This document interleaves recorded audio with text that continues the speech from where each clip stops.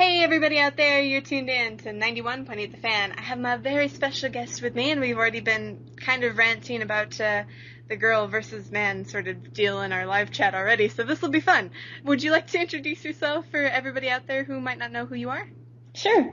My name is Brenda Gershkovitch, and I'm the CEO of Silicon Sisters Interactive, and we are a video game company up in Vancouver, which isn't particularly remarkable because there's tons of video game companies in Vancouver. But what's different about us, and it's quite different, is that we are owned and run by women, and the majority of folks working in our studio are women, which is pretty different than all of our experiences previously in the video game industry, which is really kind of more of a male-dominated scenario. So we're kind of different, and we're having a lot of fun. And now I did a little bit of research, and you've been in the gaming industry for quite a while. Could you speak about your origins? Sure, yeah. So my background's been pretty eclectic. I've got kind of weird degrees that have nothing to do with what I do now. Middle Eastern studies with Arabic, and then I went into social work, and then I did an MBA. And lots of experience managing in the healthcare sector. And then I was looking for something different and something that would be really fun. And so looked at what was available in Vancouver and saw a lot of people getting involved in video game startups. And this is about 8 years ago now. And I've always been a gamer, and I thought, geez, I've got a little bit of money to invest. I wonder if I can get into that, take my management experience and see if I can help run a studio. So I just got super lucky. I met a group of 5 guys who were leaving EA to start up a studio, but they were all engineers and they didn't have any experience running a business. So I said, hey, I can cover the business stuff for you if you teach me the video game industry, and off we went. So that company was called Deep Fried Entertainment, and I was with them for 5 years, which was awesome. And we put out 5 games in that time for Sega and Take-Two, but racing games and baseball games. And during that time I was thinking, wow, there's so little offered for women and girls. There's all these amazing games that are kind of designed more for guys or for people that are really into sports, but what about girls? There's really not that much out there. And so I kept thinking I'd really love to have a studio that just focused on that audience. Yeah, I will say the examples I've used today are Cooking Mama and America's Next Top Model and We. Those are about the 2 things I've mentioned today. Yeah. And it's kind of sad because, there are types of characters out there that are sort of empowering to girls, or but their focus is maybe more sexual, like Tomb Raider, for instance. Yeah. So it must have meant a lot to sort of break that mold. Totally. But, I also don't want to diss Tomb Raider. For me, I love Tomb Raider. Love, love, love. And it's hard because I think, I don't want to come down too hard on those really kind of stereotypical games, because a lot of them are really fun. And, as I talk to, I'm in my 40s, right? So I've been gaming, since Pong. But when I talk to younger women and the games that they're into, they're really enjoying playing as super sexy Bayonetta types. And, the way that I look at it is that's great. That's great. Keep playing those games. There's nothing wrong with that. But for people who don't connect with those characters, people who don't, enjoy that kind of more violent game, let's give them something too. I think it's great to have a lot more range because we're so different as people, and nobody's going to want the same product. We got to have a lot more range than we currently do. Well, if it makes you feel better, I love Cooking Mama. It's a fantastic game. Here's the thing: is it's not just about cooking; it's great gameplay, right? It makes you laugh. And it's great. I actually used to work at a game store. I used to play it in between customers just because you could pause it. It's not that hard of a game, so. Exactly. And you bring up something really interesting, because one of the things, just to back you up a bit, when we first started our studio, I started it with a woman named Kirsten Forbes, and Kirsten's amazing. She was at Radical for 13 years and shipped a ton of AAA level games, and she's been playing with the big boys for a long time.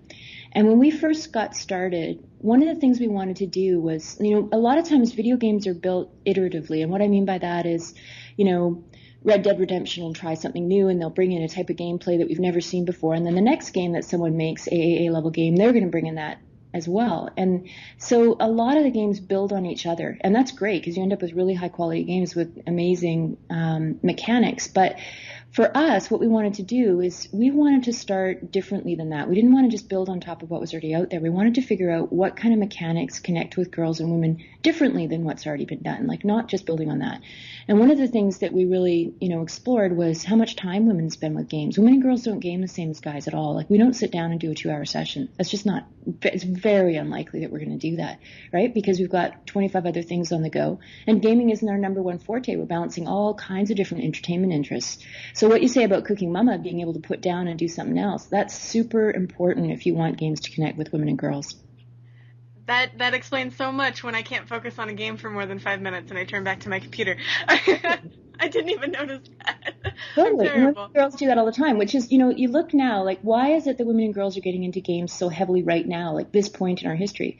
If you look at casual games, more than 55% are played by women. Social games is 75% or higher, all the Facebook games. So why is that? Well, it's partly exactly what we're talking about, because those games are super accessible. They're easy to pick up. They're easy to put down. You can come back to them. You don't get punished for it. And that's the way that we game. So now, when you started the company and everything, how did you plan exactly what was to go into a game when you're aiming it at women? What was the most important thing to put in there that would attract girls and keep them interested, but not be like, oh, pink and glitter and fairies and puppies? Yeah, exactly. Well, you know what? That question is ongoing because it's a hard question. And the way that we've approached it is we spent about 6 months doing research into how women use entertainment, how girls and women game differently, what kind of things we like. And there's all this research over the last 25 years in game studies programs all over the world. And we just gathered it all up and read and read and read and read for like 6 months straight. And we created what we call our game Bible. And really what it is just kind of the little pieces we learned about how girls' minds work or how women's minds work a little differently. And now we're trying to take that and build it into game mechanics. And it's hard, right? Like we might get it right, we might get it wrong. We're going to try a whole bunch of different things and hopefully we'll find something that really connects with people. But we're pretty happy with the way our first game turned out because what we tried to do was kind of take a look at the question of empathy. Girls, and especially late elementary school and early high school girls, really get into kind of helping each other solve problems. It's a big deal to, so-and-so's brother got, in a car accident and is she okay? And, this person's boyfriend just broke up and da-da-da. And like we're always in each other's business, so to speak, but in a positive way. So we wanted to play around with that as a game mechanic. So that's the first thing that we took a crack at, was really trying to build empathy into a game, which is what we did in School 26. Well, I have to say that's a very interesting thing to bring up, and I've said this to countless voice actors who voice in video games. I can't get into a game unless there's a character aspect that I can sympathize with, and that's a perfect thing right there. Yeah, and that bears out in all the research, right? Narrative is so important to women and girls gaming, way more important than it is to guys. You'll lose us if you don't have some kind of narrative. So that's absolutely borne out in the research. And now, can you explain the fundamentals of the first game that you guys worked on, so for people who aren't familiar with School 26, they can learn a little bit more about it? Sure, yeah. So one of the first things we did is just kind of figure out the different markets within the female gaming community, and there's a whole bunch of different ones. There's not just one, girl gamer type. So this game is really designed for younger women between the ages of, say, 12 to 16 or 10 to 16 who are not big gamers. Right? These are not the killer Bettys who are out there playing Halo. These are kind of new gamers or just exploring on their iPhone or playing on their iPad. And basically what the game is it's a pretty fresh take. It's playing with that concept of empathy that I described. So essentially, you're playing as Kate, and Kate has been to 25 schools, and she's really tired of changing schools, but she's got these kind of wacky parents who are psychic healers, and they keep getting run out of town. They're looking for the perfect psychic spot to set up their clinic. And she's pretty burnt out of that, and she's really ready to, settle down and be in a school that she can stay in for a while and hopefully graduate with people she knows. So the deal she makes with her parents is if she does really well in the school and if she makes really strong connections and has great friends there, they'll let her stay. So that's your objective going into the school, is you've got to connect with these kids, and you've got, a semester to do it. So basically, your interface is the locker, and there's 7 kids that are identified that you have to get to know, and you have to increase your friendship level with them. And the way to do that is through helping them through the various issues that they've got going on. And it's pretty honest to high school. Like, I've got 3 teenagers in my life, so, there was a lot of testing with a high school locally here in town as well, just to kind of test out whether the issues that we're bringing forward are authentic and real. And they really do seem that way to the kids, which is great. And, we wanted to stay away from really heavy things that people come up against. I mean, this is not a game about child abuse, but we also wanted to cover things that are real and that people face all the time, like over drinking. So, it's a pretty neat exploration of that. And as you go through the game, you essentially choose different emotional responses that you give to the characters in order to increase your friendship level with them. And now, one thing you mentioned, the locker interface, one thing I found really interesting is you can take a bunch of quizzes in that. Can you explain that a little bit? Oh, it's so interesting. We put that in kind of as a secondary thing just for fun, but that's what people love about the game the most. It's really interesting. There's 26 different quizzes, and you've got your laptop open in your computer, and you can just pop on there and do a quiz. And there's a couple different things it does. They're kind of like the quizzes that you do, like if you get Elle magazine or Vogue or Cosmo, when you open it up and you go to that page, what kind of boyfriend is he, or how's your self-esteem, or what's your fashion type. And girls just love those quizzes. I mean, I'm in my 40s. I still love those quizzes. And it's essentially those. And what it does is it helps you kind of explore a little bit about yourself in a light sort of way. But it also helps you get to know the characters in the game. Because if you find out like what personality type you are, and there are other kids and people in the game who have the same personality type, it increases your friendship level with them because you learn something about them. So it helps you advance in the game. Plus, as you play it, you can post on Facebook, which is kind of fun because you can see how your friends are doing as well. And now I'm kind of curious if the listeners want to get their hands on the game, how do they do so? So the game is available right now in iTunes, and it's called School 26. There's a space between the word school and the number 26. And it's also available on the Android market. It's going to be coming out in a few weeks for PC and Mac as well. Oh, very nice. I didn't know about the latter, so that'll be a nice place for people who don't have the very advanced phones like me to pick it up. Yeah, exactly. That's right. But we are thinking about doing BlackBerry too, because people keep asking us, when are you bringing it out in BlackBerry? So we're thinking about that. And we're also working right now on School 26, School's Out for Summer, which is kind of part 2 of the game. Oh, very nice. So that'll be something to look forward to as a sort of a sequel or an expansion, or... Yeah, we're doing sort of episodic installments. That'll be nice, and you can kind of react to the feedback you get and see what else you can expand on. Or You're so right. That's exactly right. And that's one of the wonderful things. Like, I love working in the downloadable space as opposed to, when I used to work in video games, it was build it, ship it, you're done. But that's not the case anymore. It's not a retail market where you go buy it at Walmart and that's it. I mean, now people tell us about the game and they comment on it and they say, what about this? What about that? And we can build in those changes and have them in 8 weeks. So it's a pretty neat process because people can get way more involved, and it's actually, to be honest, a lot more fun. Well, I will say lately I've been seeing a lot more DLC for bigger releases, but that's another story altogether. Yeah, and that's a great way to go. I'm so happy about that. And now I'm curious if people want to find out more about, your company or the game itself. Is there any place on the internet where they can stalk you guys? Absolutely. We're building up our Facebook page. We just launched a Facebook page a little while ago. So we've got one for Silicon Sisters and also a separate Facebook page for School 26. And there's actually a promo going on right now, I think. If you check out School 26 Facebook page, you can get a free download, I think. And in addition to that, we have our regular websites, which are www.siliconsisters.ca and www.school26.ca. And it's CA at the end because we're Canadian, so it's not com. Well, at least we're not making any jokes about a or a boot. So you resisted.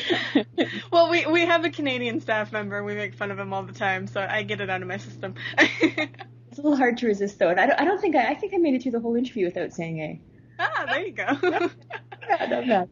Well, I'm kind of curious because we have this tradition usually at the end of all our interviews, if you'd be willing to participate in it. Of course. We ask everybody, even though they're not a voice actor, if they'd be willing to do a radio bump for us. I could try. No, we do this live on air for the mess ups, so a little bit of added stress for you, but don't worry, people love it anyway. But we're wondering if you could basically say, hello, my name is, you say your name, I do this, what you do, what you're a part of, what you want to promote in the middle. You can be as creative as you want. And the important line is, You're tuned into 91.8 The Fan. You're tuned into 91.8 The Fan. Yes. I think I can do it. All right, whenever you're ready, we can do take one. All right, this is Brenda Gershkovitch with Silicon Sisters, and we're building games for girls, games for us, and you are plugged into 98.1 The Fan. Very close, but you said 98.1. Oh, is that wrong? Yeah, it's 91.8. I'm going to write that down. That's what everybody does, don't worry. Even people who are professionals, they have to write it down for the script. How many takes do I have? Yeah, as many as you want. We're not still on the air, are we? Yes, we are, don't worry. We get to, we do these takes live on air, but they love the bloopers. All right, take two. This is Brenda Gershkovitch with Silicon Sisters up in Vancouver building games for girls, and you're listening to 90.8 The Fan. Did you say 90.8? I did. 91.8. Oh, I wrote it down wrong. Do you want to try again a little bit later off air? Yeah. All right, awesome. Is there any other messages you would like to give the listeners out there, maybe about your games that you're working on, or any sort of differences with female and male gaming? You know what I'd really like to say is just really think about going into the games industry, you know? It's such a great industry to work in. I absolutely love it. It's full of incredibly creative people that are rebels, that are doing great things, you know? When I came over from the games industry, I didn't have to wear suits anymore. I wear jeans and a t-shirt to work every day. I'm surrounded with, you know, brilliant engineers and incredibly artistic people, and I get to build video games for a living, and I make great money. So I don't know why there aren't more women in this industry. It is so much fun. So seriously, no matter what your talent is, there's room for you in the games industry, and take a look at it. You know, I think that could possibly be due to a stereotype that game designers work long hours, 30 hours in front of a computer and they don't move ever. But, I mean, I've seen countless articles on that, so that could possibly what turns girls off to that. Yeah, but lawyers work long hours. Accountants work long hours. I mean, lots of people work long hours. I worked long hours when I was running the Cancer Society. I work less now than I did when I was doing that. So there's other jobs that people do go into that are long hours, too. I don't know. It seems to be something else. I'm not sure. It's that as well, I'm sure. But it's really worth it. The long hours that you work are usually rewarded. Usually after you've shipped a game, you take a week or two out, and you get a good amount of time off. And I also think it's getting better in terms of the long hours. And it's more the AAA level titles that really get a lot of pressure to ship at a certain date that you had to work those crazy hours. But like I know in my studio, we work 40 hours a week. Well, very nice. That's something, I'm sure a lot of listeners didn't know about. So good thing to know if you're going for a game degree or anything like that. Yeah, absolutely. And thank you very much for this. This was a lot of fun. I hope a lot of people, spark up interest and pick up the game, because it seems like something that would appeal to a lot of people and not just girls. You know what's interesting? One of my sons, he's 20, he's away at university, and he picked up the game and played it, and he found it really hard, which I thought was hilarious because I've seen 12-year-old girls just kick this game, right? And he found it really hard, which was interesting because for him, it doesn't come naturally figuring out what emotional response to have to these people. And so for him, it was really hard to kind of figure that piece out, but he kept playing it and getting better at it, and I could see him learning. He's like, this is going to help me when I'm talking to my girlfriend because I never know what the heck to respond to her. Isn't that interesting? Like, totally different take on the game, but he was enjoying it for a different reason. Now I want to ask the person we made review the game to see if they had trouble with it. Yeah, ask. I was down at GDC and I sat around with a group of 5 guys from the EA Sports team and got them to play the game. It was hilarious. 4 of them, plus there was a lot of margaritas, so that helped, but 4 of them were really struggling with it, and one guy who was kind of the big tough guy, pilot, scotch drinker, was just kicking at this game, and he was amazing. He was better at it than I was, and the other guys were teasing him relentlessly and made him finish the rest of the night drinking foo-foo girl drinks with umbrellas in it. It was very funny. Well, that's one way to go out in style. But I will say this was a lot of fun, and thank you so much for joining us today. Thank you, and thank you to 91.8 The Fan. Oh, perfect. We'll just take that soundbite and fix it right like that. Awesome.